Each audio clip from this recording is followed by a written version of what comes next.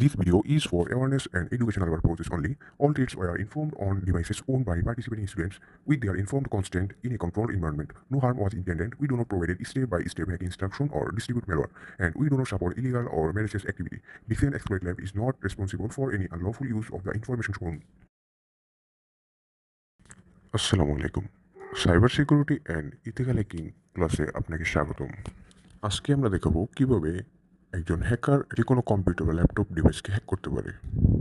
প্রায় প্রতিদিনই আমাদের অজান্তে আমাদের অনেকেরই সিস্টেম হ্যাক হয়ে যায় এবং আমাদের অনেক সেন্সিটিভ এবং ইম্পর্ট্যান্ট ডাটা হ্যাকারের কাছে চলে যায়।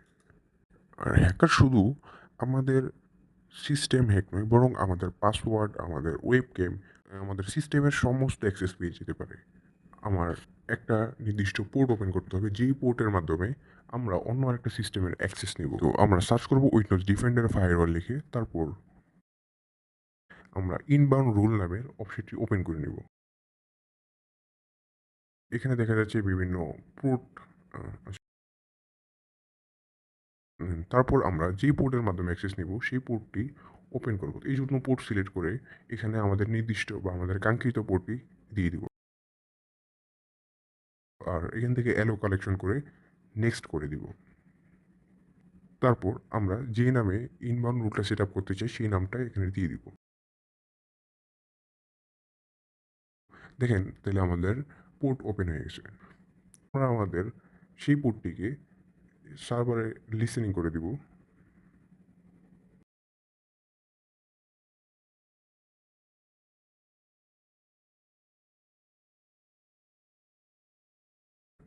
তারপর কানেকশন সেটিং থেকে আমরা আমাদের আইপি এবং হোস্ট নেম দিয়ে দিব।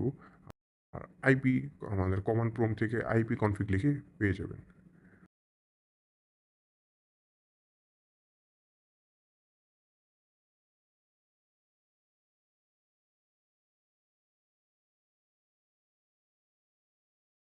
তারপর অ্যাসেম্বলি সেটিং থেকে চেঞ্জ অ্যাসেম্বলি আইকনের মাধ্যমে আমরা চাইলে আমাদের একটা আইকন সেট আপ করে নিতে পারি। তো ব্রাউজ করে আমরা যে সফটওয়্যারের আইকন সেট আপ করতে চাই সেই সফটওয়্যারটির আইকন দিয়ে দিব এখানে।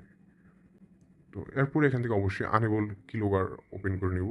তাহলে তাহলে ভিকটিম তার কিবোর্ড থেকে যা কিছু যত ইনপুট দিবে সেগুলো আমরা হ্যাকার সার্ভারে পেয়ে যাব। এরপর আমাদের একটা বাইন্ডার লাগবে, আমরা বাইন্ডারের মাধ্যমে এটাকে বাইন্ড করে নেব। এখন চলুন এখন আমরা ভিকটিমের কম্পিউটার থেকে দেখি তার। তো ভিকটিম আমাদের দেওয়া ক্র্যাক ফাইলটাকে আনজিপ করে তারপর ডবল ক্লিক করে যখন সে ওপেন করবে তখন সে দেখবে তার কাছে আমরা যে সফটওয়্যারটি বাইন্ড করে দিয়েছি, মানে আমাদের যে ক্র্যাক সফটওয়্যারটি আছে সে ওই সফটওয়্যারটাই সে ওপেন করবে। সে তার সে তার প্রয়োজনীয় যে সফটওয়্যারটা দরকার সে সেটা ওপেন করবে। কিন্তু এই সফটওয়্যারের সাথে ব্যাকএন্ডে আমরা আমাদের যে র্যাট প্রোগ্রামটি দিয়েছি সেটি তার ব্যাকগ্রাউন্ডে প্রসেস হয়ে যাবে এবং আমরা সাথে সাথে ভিকটিমের ডিভাইসেরও অ্যাক্সেসটি পেয়ে যাব। আর শুধু তাই নয়, আমরা লাইভ মনিটর করে দেখতে পারবো সে তার স্ক্রিনে বর্তমানে কি করতেছে।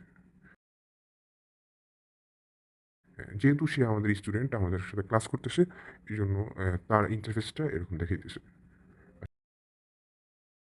এখান থেকে আমরা যদি শুধুমাত্র তার সিস্টেম মনিটর করতে পারবো তা নয়, আমরা তার সিস্টেমের ইনফরমেশন দেখতে পারবো।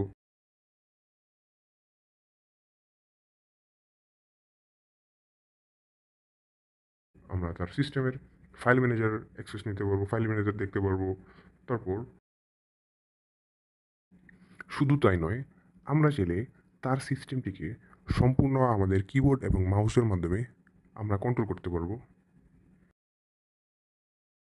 তো যে কোনো থার্ড পার্টি সাইট থেকে আমাদের কখনোই ক্র্যাক সফটওয়্যার ইনস্টল করা উচিত নয়, কারণ এর মাধ্যমে আমাদের ব্যক্তিগত সকল ইনফরমেশন ঝুঁকির মধ্যে পড়তে পারে।